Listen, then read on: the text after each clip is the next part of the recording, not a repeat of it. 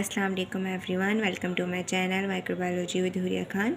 So today my lecture topic is antibody mediated cytotoxin type 2 hypersensitivity. आप exactly ये ज़रूर सोच रहे होंगे कि इतना बड़ा टॉपिक है और इसको समझना बहुत मुश्किल होगा, बहुत ज़्यादा डिफ़िकल्ट होगा, बल्कि ऐसा नहीं है। मैंने बहुत ही इजी वे में आज अपना लेक्चर बनाया है। इंशाल्लाह आपको ये अच्छे से समझ आएगा, ठीक है। तो थोड़ा सा हम इसका ओवरव्यू ले लेते हैं कि हाइपर सेंसिटिविटी होती क्या है। अब फॉर एग्ज़ाम्पल अगर कोई भी एंटीजन आपकी बॉडी में एंटर हुआ, ठीक है, तो एंटर होने के बाद वो क्या करेगा, या आपकी बॉडी सेल्स के साथ अटैच्ड हुआ तो ये क्या कर देगा, मैजिकली जो है नेचुरली कॉम्प्लीमेंट सिस्टम हमारी बॉडी के अंदर एक होता है जो कि ये एक्टिवेट करवा देता है, ठीक है। जब ये एक्टिवेट हो जाता है तो इन्फ्लामेटरी सेल्स एक्टिवेट हो जाते हैं और इन्फ्लामेशन होना स्टार्ट हो जाती है जहाँ पर भी उन एंटीजन का अटैक हुआ है।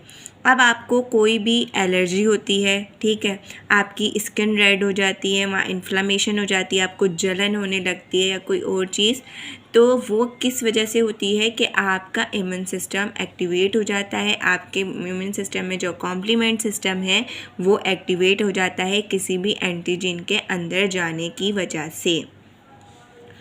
उसके बाद जब ये एक्टिवेट हो जाएगा तो क्या होगा कि जितने भी हमारी बॉडी के सेल्स हैं जो इम्यून सिस्टम में होते हैं, इम्यून सिस्टम में दो तरह के होते हैं इम्यून सिस्टम, एक होता है इनेट और एक एडेप्टिव होता है, ठीक है। तो इनेट मतलब हो गया, इन मतलब और नेट मतलब के नेचुरली जो हमारी इनसाइड द बॉडी जो नेचुरली मैकेनिज़्म चल रहा हो उनमें सारे सेल्स आ जाते हैं, न्यूट्रोफिल, बेसोफिल, इज़ोनोफिल्स, ठीक है, माइक्रोफेजेस और डेंड्राइट सेल्स, ये सारे सेल्स आ जाते हैं। तो जो जितने भी माइक्रोफेजेस हैं, न्यूट्रोफिल्स हैं, ये सारे, और स्पेशली जो है इज़ोनोफिल और बेसोफिल्स जो कि इन्फ्लामेशन की वजह से इन्फ्लामेटरी रिस्पॉन्स देते हैं, तो वो एक्टिवेट हो जाते हैं। तो जब वो एक्टिवेट होते हैं तो फेगोसाइटोसिस का प्रोसेस स्टार्ट होता है या ऑप्सनाइजेशन का प्रोसेस स्टार्ट होता है। वो आगे मैं और फर्दर डिस्कस करूँगी, ये सिर्फ इंट्रोडक्शन था जो मैंने आपको बताया। अब इसके कंटेंट लिस्ट में हम देख लेते हैं कि कौन कौन से टॉपिक्स हम आज पढ़ने वाले हैं।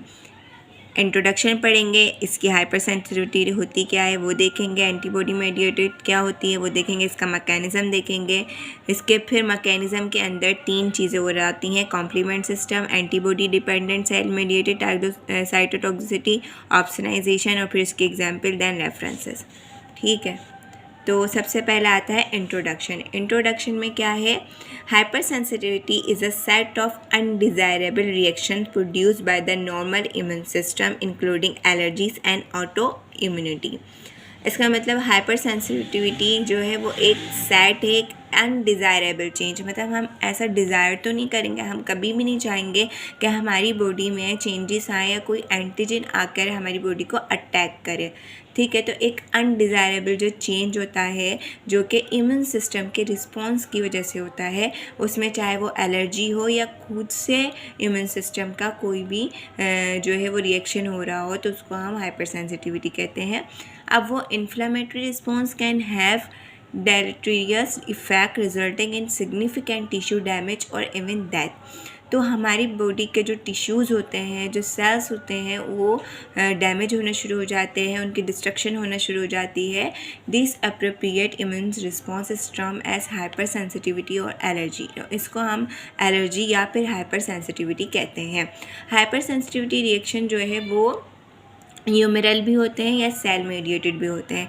ह्यूमरल मतलब कि जो खुद हमारी बॉडी में जो इम्यून सिस्टम है एडेप्टिव और इननेट के, उनकी बेसिस पे हो रहे हैं, सेल मेडिएटेड या सेल्स की वजह से हो रहे हैं, या वो सेल्स उनको मुकाबला करते हुए ख़त्म कर रहे हैं। सेल्स हमारे माइक्रोफेज, न्यूट्रोफिल जितने भी है लड़ाई कर रहे होते हैं, जो कि इम्यून सिस्टम के सेल्स होते हैं, इननेट इम्यून सिस्टम।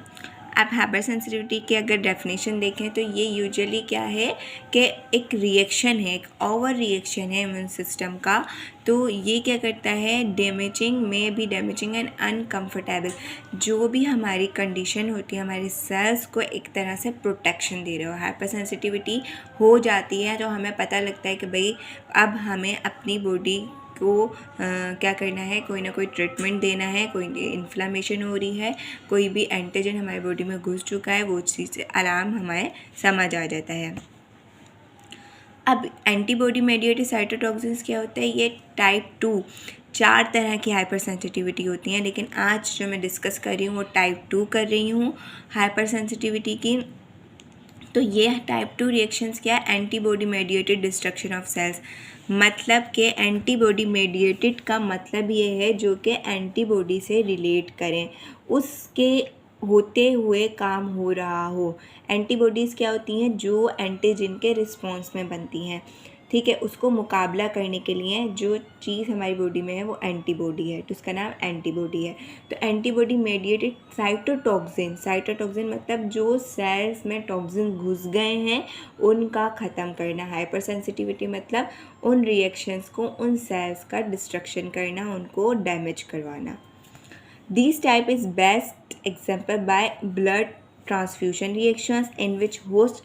अच्छा, आपने कभी ये नोट किया होगा कि कोई भी अगर प्रेग्नेंट वुमेन हो या कोई भी ऐसा पेशेंट जिसको ब्लड की नीड हुई और उसने किसी से ब्लड लिया और ब्लड लेने के बाद ही उसको एलर्जी हो गई, ठीक है, उसके स्किन पे रैशेस होना, रेडनेस स्टार्ट हो गई, तो ये किस वजह से हुआ, ब्लड ट्रांसफ्यूजन की वजह से हुआ कि जब एक बंदे ने दूसरे को दिया तो उसमें कहीं ना कहीं हाइपर सेंसिटिविटी उसके ब्लड में मौजूद होगी, यानी कि उसको किसी न किसी चीज़ से एलर्जी होगी या इन्फ्लेमेशन होगी, जो दूसरे की बॉडी में जब वो गया तो वही चीज़ दूसरे की बॉडी में भी इंटर हुई और उसको भी ऐसी तरह की एलर्जी हो गई, ठीक है। तो ये एलर्जिक रिएक्शंस हैं, तो ये ब्लड ट्रांसफ्यूजन से भी होते हैं, उसके रिएक्शन से। In which host antibodies react with foreign antigen on the incompatible transfuse blood cells and mediated destruction of these cells. ये सब मैंने जो चीज़ आपको बताई है वही यहाँ पे मैंने स्लाइड में लिखी हुई है। रिजल्ट वैन IgG है ये, और IgM bind to cell surface antigens, ठीक है। तो क्या होता है कि जो IgM क्या है, जो सेल्स की सरफेस होती है उसको बाइंड कर लेती हैं और क्या करवाती हैं, एक्टिवेट करवाती हैं कॉम्प्लीमेंट सिस्टम, और बाइंड कर लेती हैं FC रीजन से, ठीक है।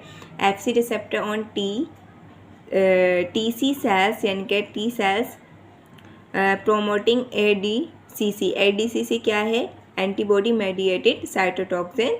ये पूरा मैं अभी आपको फुल फॉर्म भी इसकी दिखाती हूँ।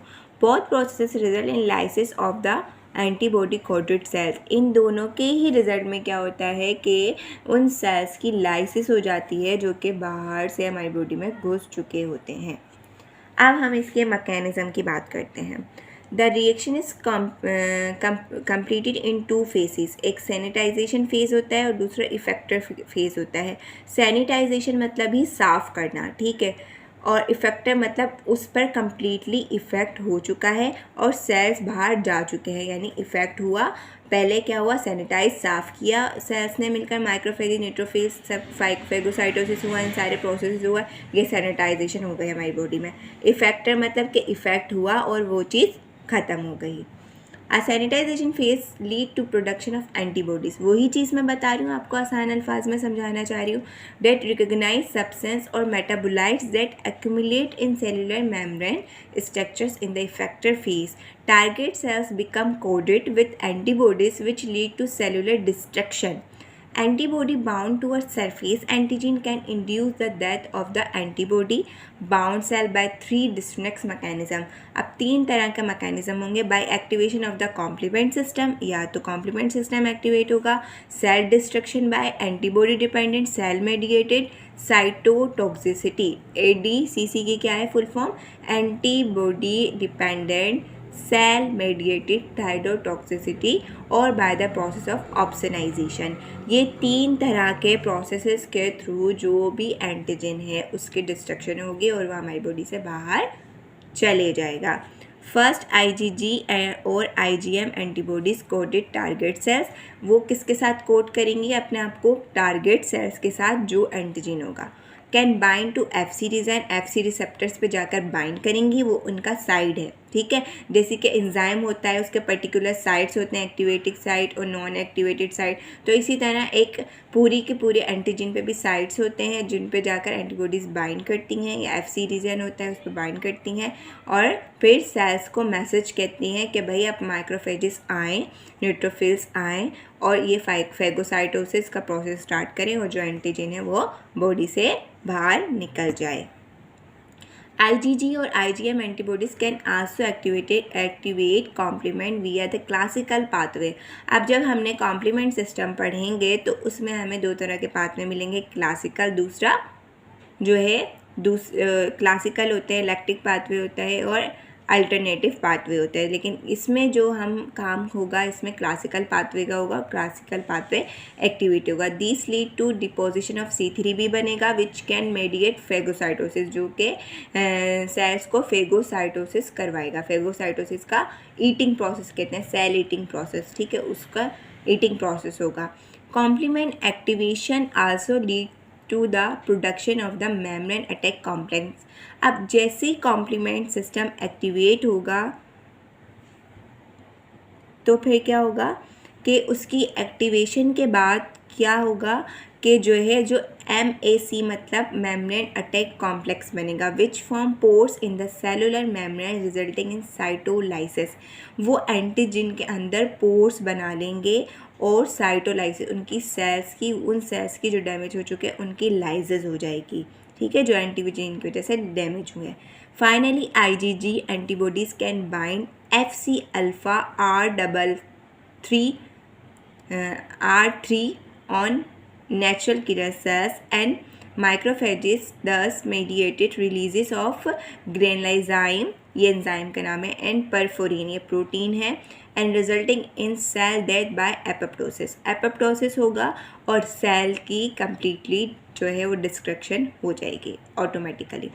Alternatively, the antigen antibody complex thus formed may be non-cytolytic but impair the normal non-cytolytic but impair normal functioning of the cell. तो उसकी जब डिस्ट्रक्शन हो जाएगी तो सेल अपने नॉर्मल फंक्शन की तरफ आ जाएगा। Antibody interrupt the cell receptor function. Such antibodies are referred to as anti receptor antibodies. तो ऐसी एंटीबॉडीज़ को हम क्या कहेंगे? Anti receptor antibodies.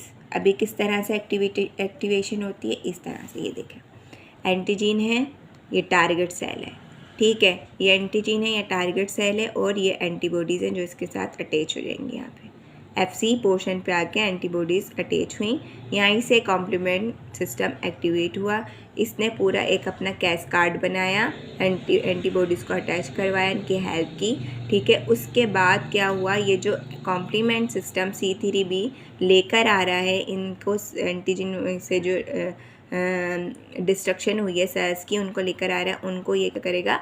ऑप्सनाइज करवा लेगा, ये इसके अंदर जाके ऑप्सनाइज हो जाएंगे, कंप्लीटली फेगोसाइट हो जाएंगे, ऑप्सनाइज हो जाएंगे, इनके खा जाएंगे, उसको निकाल देंगे खा के।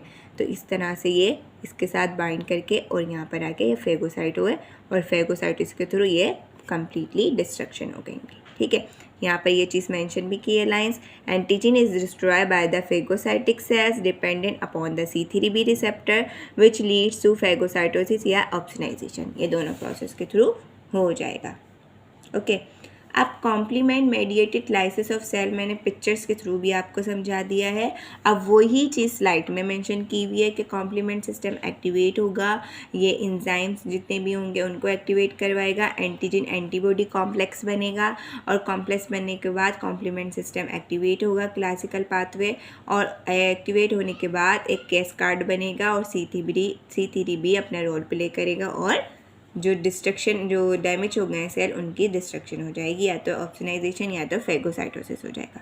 देखेंगे पूरा क्लासिकल पाथवे की एक्टिवेशन से इस तरह से हो रही है, ठीक है। C2b एंड C4b फ्रेगमेंट्स मिले, फिर C3b कन्वर्टेज बना, फिर C3 की हाइड्रोलाइसिस हुई, फिर C3b और C3a की फ्रेगमेंट्स बनी, फिर ये C3b और C5 के जो क्लब हुआ इनटू C5 कन्वर्टेज बना। इस तरह से ये पूरी जो है पूरा C9 तक जो है क्लासिकल पाथवे होता है। तो इस तरह से इसकी पूरी एक कैस्काड की फॉर्म में आपको नज़र आएगा। ओके, अब ADCC ये तीसरा पाथवे है, ठीक है। मतलब किस पाथवे 3 तरह की हैं जिससे एंटीबॉडी एंटीजन को हम मार रहे हैं, ठीक है। Antibody binds with antigen bye it's FAB, ठीक है, portion. However, FC region of antibody has receptor on cytosolic cells, so antibody cross-link target cells। अब इसमें ADCC में क्या होगा, एंटीबॉडी एंटीजन के साथ क्रॉस लिंक बनाएगा। क्रॉस लिंक बनाने के बाद ये क्या करेगा, cytotoxic cells and promote killing को, उन सेल्स की किलिंग करने को प्रोमोट करेगा। अब जो साइटोटॉक्सिक सेल्स होंगे ये क्या कर लेंगे, उसको उन एंजाइम्स को डाइजेस्ट कर लेंगे जो कि एंटीजन के सेल्स को बना रहे हैं। और ये एंजाइम्स क्या रिलीज़ करवाएंगे, रिलीज़ होंगे जो कि सरफेस ऑफ टारगेट सेल्स की सरफेस पे वो एंजाइम्स रिलीज़ होंगे जो उसको मारने के काम आ रहे हैं, ठीक है। तो antibody itself does not kill और destroy cell but rather mediate killing by presenting antigen to cytotoxic cells. तो वो उन सेल्स के थ्रू क्या करेगा, साइटोटॉक्सिक सेल्स के थ्रू उनकी किलिंग करवाएगा। Similarly cytotoxic cells depend upon antibody to bind antigen. जाहिर सी बात है, जब तक वो उसके साथ बाइंड नहीं होगा वो कैसे उसको किल करेगा एंटीजन को। सो दिस मैकेनिज्म, तो इस मैकेनिज्म को हम क्या कहते हैं, एंटीबॉडी डिपेंडेंट। एंटीबॉडी पे डिपेंड कर रहा है ना कि भाई जब तक वो उसके साथ बाइंड नहीं कर रहा है, जब तक जो है कोई सेल्स भी जो साइटोटॉक्सिक सेल है वो अपना काम परफॉर्म नहीं कर रहे हैं, इस तरह से, ठीक है। ये देखिए ये सारे न्यूट्रोफिल्स आ गए, ये एंटीबॉडीज अटैच हो रही हैं इसके साथ, न्यूट्रोफिल्स इसकी डिस्ट्रक्शन करवा रहे हैं। यहाँ से ये यूजोनोफिल्स आ गए, गेनिजाइम भी ये अपना, और ये पोरिफ्रीन, ये सारे इसके डिस्ट्रक्शन करवा रहे हैं, एंटीजन को बिल्कुल खोखला कर दिया है। यहाँ से ये माइक्रोफेजिस आई ये अपना रोल प्ले कर रहे हैं। तो इस तरह से ये सारा एंटीबॉडी बिल्कुल कम्प्लीटली इसको किल कर रही है। ओके, आगे चलते हैं हम। ऑप्सनाइजेशन। ऑप्सनाइजेशन क्या है कि जब एंटीजन इंटर होता है होस्ट बॉडी के अंदर तो एंटीबॉडीज़ बनना स्टार्ट हो जाती हैं। अब एंटीबॉडी क्या करेंगे, बाइंड करेंगे एंटीजन के साथ, वही FC रीजन पे जाके बाइंड करेंगे, दोबारा से फ्री होगा, फेगोसाइटोसिस का प्रोसेस होगा। अब इसमें न्यूट्रोफिल्स, मैक्रोफेजिस, मोनोसाइट ये सारे एक्टिवेट होंगे, ठीक है। उस टारगेट सेल को टारगेट करेंगे और फेगोसाइटोसिस करवाएंगे। ये क्या रेट बढ़ा देंगे फेगोसाइटोसिस का एंटीबॉडी के साथ अटैच होकर, उसी को हम ऑप्सनाइजेशन कहते हैं, जो उसके अंदर जाके सारा अपना रोल प्ले करते हैं। मतलब हर पाथवे का जो फंक्शन है वो एक तरह से सेम है, लेकिन काम उनका एक ही है, ठीक है। एक ही काम है कि भाई एंटीजन को ख़त्म करना है।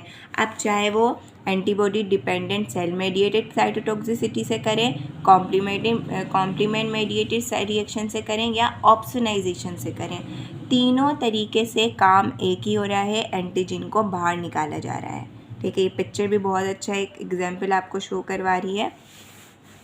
ये टारगेट सेल है, ये इसकी सरफेस है एंटीजन की, एंटीबॉडी जाके इसके साथ सारी अटैच हुई हैं। देखें FC पोर्शन पर जाने के बाद इन्होंने जो है क्या करवाया, कॉम्प्लीमेंट सिस्टम को एक्टिवेट करवाया है, और एक्टिवेट करवाने के बाद यहाँ पर मेम्ब्रेन अटैक कॉम्प्लेक्स इस तरह से बिल्कुल बन चुका है। बनने के बाद ये C3b ने क्या फेगोसाइट करवाया सेल को, और ऑप्सनाइजेशन हुआ। यहाँ से ऑस्मोटिक लाइसिस हुआ इनका एंटीजन का, और यहाँ से ऑप्सनाइजेशन हुई, और ये पूरा ये प्रोसेस है, इसको हम क्या कहेंगे, antibody dependent cell mediated cytotoxicity. तो ये पूरा एक कंप्लीट प्रोसेस हो गया, ठीक है। यहाँ से ऑप्सनाइजेशन आपको नज़र आ रहा है, ये ऑप्सनाइजेशन का इस तरह से ये अंदर जाते हैं, अंदर जाके पूरे एंटीजन को ख़त्म कर देते हैं ऑप्सनाइजेशन में। ये कुछ एग्जाम्पल्स हैं, rhesus incompatibility, disease transfusion reaction, cell destruction due to auto antigen, या ड्रग इंड्यूस हेमोलेट्रिक एनीमिया। तो ये कुछ कंडीशंस हैं जिनमें टाइप 2 हाइपर सेंसिटिविटी हो जाती है। वो मैंने आपको बताया ना, ब्लड ट्रांसफ्यूशन के दौरान अगर कोई पेशेंट अगर इफ़ेक्टिव है वो दूसरे में जाएगा तो तब भी उसको हो जाएगा। रिहेसिस मतलब कि इनकम्पेटिबिलिटी, या फिर कोई जेनेटिक डिसऑर्डर हो गया, या फिर खुद ही से समटाइम ऐसा होता है कि आपकी बॉडी में सेल्स जो है आपकी खुद ही की बॉडी के सेल्स पहचानते नहीं और उनको एंटीजन समझ के उसको ऑटो एंटीजन या ऑटो वो होती है एक्टिविटी होती है और सेल अपने ही डिस्ट्रक्शन होना शुरू हो जाती है।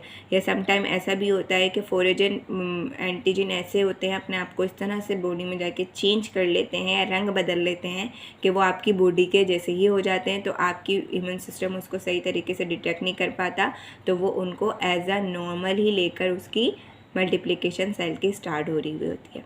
तो ऐसा भी होता है। या किसी ड्रग्स वगैरह की वजह से भी होता है कि एलर्जी आपको हो जाए, ठीक है, तो वो चीज़ें भी इसके एग्जांपल्स में आ सकती हैं। ठीक है, ये मैंने लेक्चर जहाँ जहाँ से बनाया अपना वो रेफरेंसेस है, अगर आप नोट्स बनाना चाहते हैं तो यहाँ से बना सकते हैं। So thanks for watching. If you like my videos, like my channel, please like and share and subscribe my channel. Thanks for watching. अल्लाह हाफिज़।